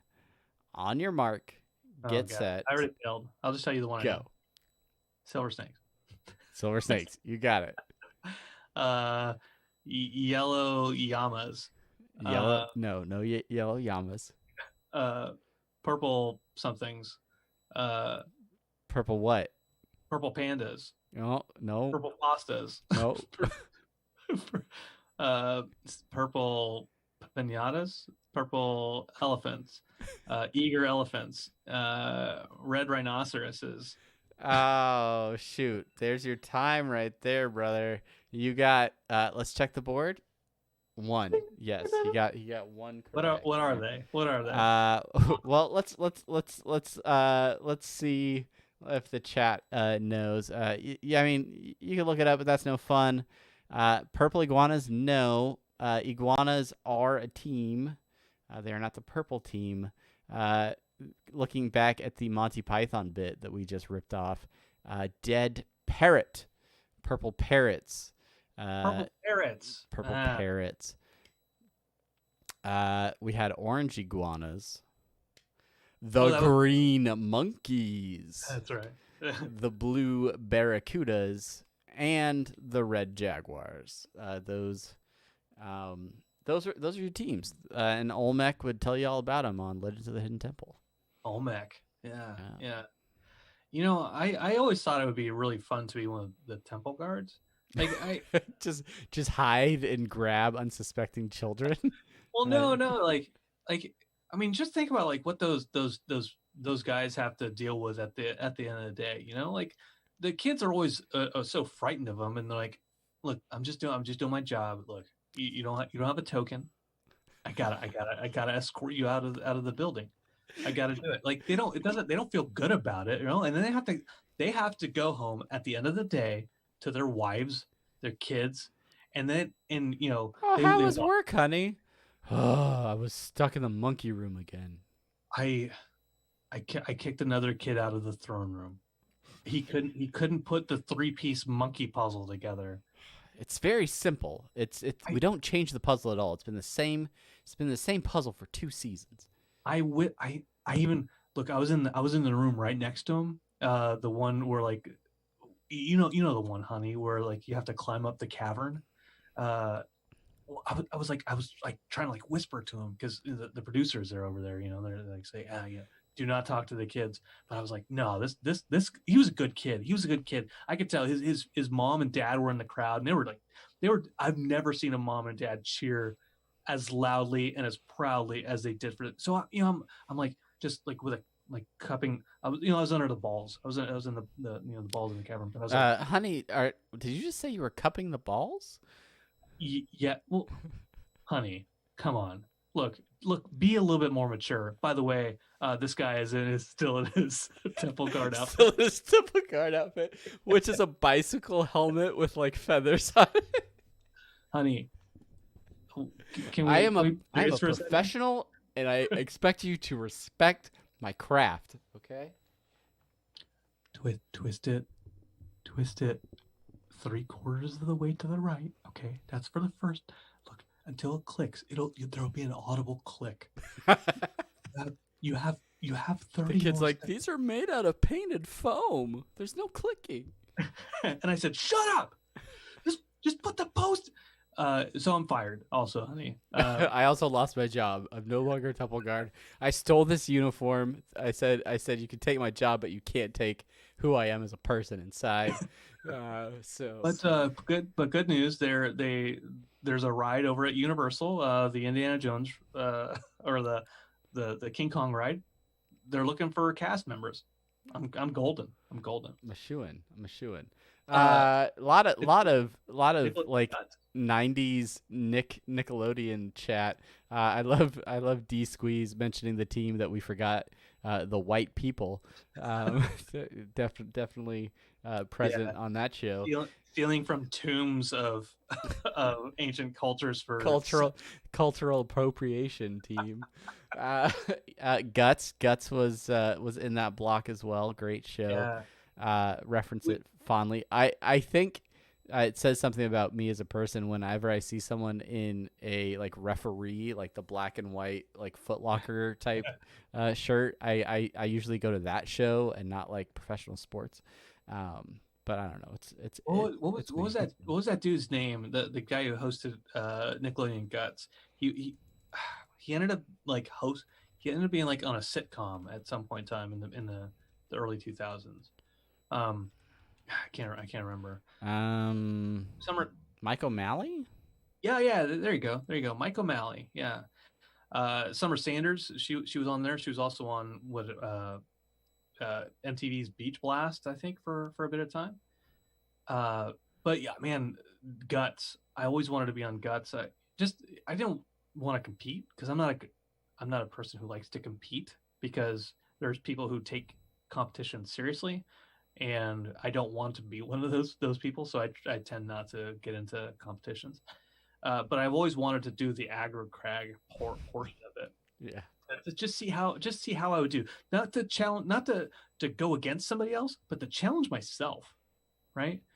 Isn't that really what things are about? Same thing with like the American Gladiators, the Eliminator. You know, just challenge myself. Yeah, it's about overcoming obstacles. It's about seeing what your limits are, and then pushing past them. Right? Did you watch American Gladiators? Yeah, sure. I was a kid of the 80s. Obviously, I watched American Gladiators. You know, the thing I never understood was how people couldn't get up that first treadmill of the Eliminator. That was the part that like killed me as a kid. It's just run up the damn treadmill. And like you just have to run faster than this treadmill is going. And the competitors would be like at the very end, they're basically about to win, and the one person is still like, can't get up the treadmill. Oh, how embarrassing must that be to be like, season 3, episode 6, I was on American Gladiators. Oh, did you win, Dad? Nah, I lost to the treadmill. Don't pull out the VHS tape. I had your mother burn it. Don't do it. Nitro, after it kind of a deleted scene, but Nitro beat the shit out of me afterwards. I was playing that game where you had to collect the balls and put them in those Weeble wobble, those Weeble wobbling goals. I missed it. I got pile driven by Laser or whatever their names were. Yeah, Laser, Diamond. The Assault. That was a game that everybody wanted to play. Is that the one where you shot with the guy was like trying to hide and stuff? Yep. We would play as kids with like a Nerf gun, and we would set up the furniture in like the living room, and then we'd have one person in the corner of the living room trying to shoot the other kid like with a Nerf gun, as the other person was trying to traverse the living room to get through, because we didn't have smartphones as kids. You know, back in my day, we had to play outside. We had to use our imagination. We had to throw rocks at each other. Like that was well, I take that back. Not at each other. My older brother and my uncle, they would throw rocks at me. I'm sorry. That's okay. One time, my brother, he was making a model airplane, and he put lighter fluid on it, and then he lit it on fire and he threw it. That was our entertainment. All right. All right. The wheels are falling off, which can only mean one thing. And because we're all on Twitch, we're gonna do this together. I need somebody to raid. We need to raid somebody, guys. Oh yeah. So hit us up. Let us know who's streaming, who's doing the good work out there, and who we can support with our stream. Open to those suggestions. Let us know what you guys think. While we're doing that, I do. Cyberdark's mentioning the like kind of American Gladiators ish show. I've found that I have a much harder time nowadays watching those shows because they're so produced in a way that is like, okay, this is like every other show that's out there. Rob Lowe hosts like Mental Ninja or something like that, Mental Samurai or something like that. And what it is it's like a trivia show where people get put in like a gyro, and they're like, whoa, and they have to answer like 12 questions, get none of them wrong, in order to win this money. And we watched maybe like the first contestant, and I'm like, okay, it's just like every other like Who Wants to Be a Millionaire / 1 vs. 100 type show where you're like, seen it, done it. I know your tricks. I'm not interested. So hopefully, I've seen what you're doing here. yeah. So post that trailer, Sire, and I'll watch it. I'm interested because I like American Gladiator stuff, but even the what was it on Netflix? The Dragon. It was the American Gladiators-esque show. Oh yeah. Like Terry Crews hosted or something. Yeah. Like that was interesting for like the first episode, and then I skipped to the finale because I didn't want to binge it all. And that was that was all right, but again, still more of the same. That's why I watched MXC, which somebody mentioned earlier. That's a good one. That I remember watching like before Ninja Warrior became like an actual legitimate like for the athleticism. It was just great watching people fail on like MXC. Yeah. And on MXC, one of the dudes who did like the announcer voice, he was one of the Angry Beavers. Mackay. Nick Mackay. Okay. So side bit of trivia. Something you would know. Yeah. Anybody got a favorite streamer that's live right now that we can? I mean, other than us, obviously, that we can go raid and show some love to. Look in some different categories. Nothing's jumping out right now. Nothing's really jumping out right now. Let's see. Somebody is playing Rick and Morty virtual reality. Where's that at? Sam_Mirko. He's got one viewer. MIR? MERCO. Sam Mirko. Yeah, I can't attest to the quality, but hey, he's playing. It's themed. Sam. Oh, that's me talking. All right. Well, shoot, there's only one. I mean, should we raid this random dude? Guy? If we wanted to say hi to him, yeah, I don't know. That was the only thing that came to my mind. Unless anybody else has any, Guy Ledouche, yeah. Unless anybody has any other suggestions. Vest Lord is still there. Let's see. Let's play Roy. Man, I haven't played virtual reality in a hot minute. What games? What other games are there? I've been playing Battlefront a lot. It's that Warzone game. There's I don't know. I mean, I don't want to do something crazy popular. Plenty of Animal Crossing streamers out there. Am I right, guys? It's in the way that you use it. I get all kinds of Mm. interesting suggestions based on who we've rated in the past. Yeah. Oh, there's bands in town. They're doing it. Popular clips. Yeah. I don't know. I'm not good at this. I should probably figure something out before. Yeah, we shouldn't do this on the fly. The wheels are falling off, but it's okay because we're not on YouTube, so no one's ever gonna watch this after tonight, guys. It's just us. We're sharing this moment together. Just chatting. Let's see. Maybe are there any good ASMR channels going on? Oh jeez. Let's see. You tell me where to go. Better than us. Hey, how's it going? Oh God, you don't want to listen to my mouth. Mouth. Yep. We're gonna be an ASMR channel now. We're going back to this layout because it's getting weird. Oh, you know what? I got an idea. Trivia. Let's see, trivia TV. Ooh, trivia. Trivia's fun. We like trivia. You know what else we like?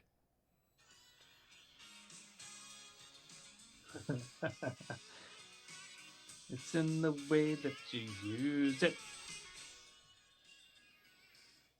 Yeah, let's see. Video game trivia last live 25 minutes ago. That doesn't help me now. Trivia. Brandon, I want that as a drop. just that. It's in the way that you use it. Yeah, I same way that you got nervous when I was playing. Putting me to sleep to the erotic sounds of someone eating a cucumber. Where if I can find that. See, cucumber. I'm kind of worried about what I find on Twitch for that. Oh yeah, it's a bold choice, Cotton. Somebody's playing Warframe. Throw out a random word, and no matter what that word is, I'll look it up. And if there's somebody live, regardless of what they're watching, we're going to raid the shit out of them. Here's what I'm thinking. Guys, and so many people dropped out. Many people have dropped out, and we're gonna raid with like 2 of you now at this point. Yeah. Right. So I think what we're gonna do, keep looking for those channels, look for those people to share the love with. But I think we're gonna gracefully show ourselves out tonight, and then we'll raid somebody next week. So hey. Somebody's making baked Alaska right now. Ooh, oh my! All right. Well, maybe we'll end up over there pretty soon. How many people are watching them make that? Oh my! There's another one where they're like making like a banana strawberry dessert type thing. All right. You know what? Fuck it, man. Let's just from now on, we're just going to food channels. Okay. we're raiding them foodies. All right, guys. You guys are awesome. Thank you guys for hanging out for 2 solid hours with us. You are the reason we do this. We appreciate you guys like crazy. And yeah, we're done. That's it. The show's over, and we'll figure out why YouTube's broken. But you guys are the real MVPs. And Brandon, it's you. Hey, Droid Hustler. Way to show up. Way to follow right at the end. We appreciate the heck out of you. Thank you for the follow. And yeah, that's it. We're gonna call it a night. Thank you guys for watching, and until next time. I'm Brandon. It's in the way that in the way that you stream it. I saw the Rick and Morty. Oh yeah. Well, we were Rick and Mortying. We produced this show. This show is Interdimensional RSS, the official, unofficial Rick and Morty podcast. Right. We finished that show from about 9 Eastern to about 10, and then we did a little bit of post show. We've been hanging out, just having some fun with the few of us that are still hanging out. And now, but now we're done. Yeah. So thanks for joining us. Next week at 9. Next week at 9 Eastern. Come right back. Not that we want to get rid of you, but good news. The Adult Swim is probably live streaming their Q&A with people from the show over on adultswim.com. Let's go watch that. Yeah, good idea. All right. Yeah, definitely come back next time. Thank you so much for the follow. And he's Brandon. I'm Travis. Until next time, we'll see you. Play us out, Brandon.